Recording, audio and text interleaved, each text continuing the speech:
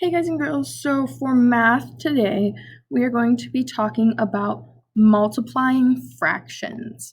So multiplying fractions is just as easy, I think, as adding fractions with like denominators. Remember, your denominator is on the bottom. I think of down for denominator, and your numerator is the number on top. So before we can actually get into multiplying fractions completely, we have to talk about how to turn a whole number into a fraction.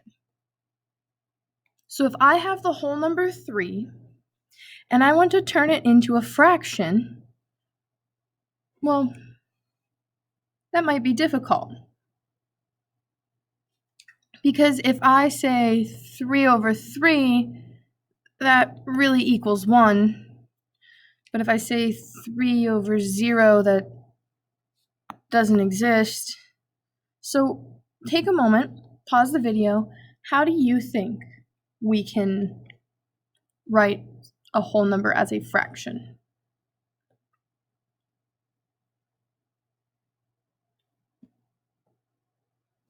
Well, the easiest answer is to write it over 1. 3 over 1.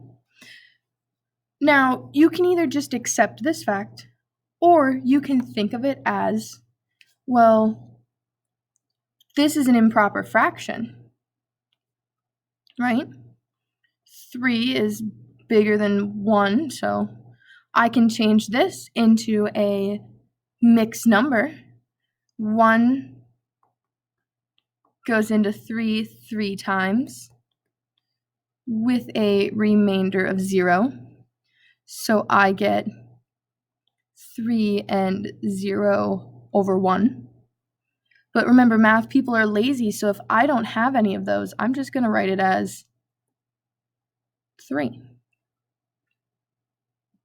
So in order to change a whole number, any whole number, into a fraction, you simply put it over 1.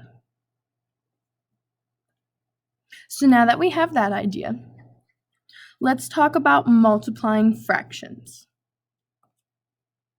If I have the fraction 1/4 times 2/3, in order to multiply, I multiply my top across.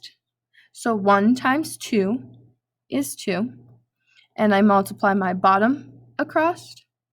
And 4 times 3 is 12. Now this isn't in simplest form. We can divide both the top and the bottom by 2 and get 1/6.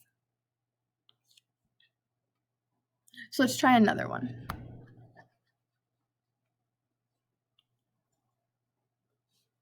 What if I have 3 times 4/5? Well, I want to make sure that I change my whole number into a fraction by putting it over 1.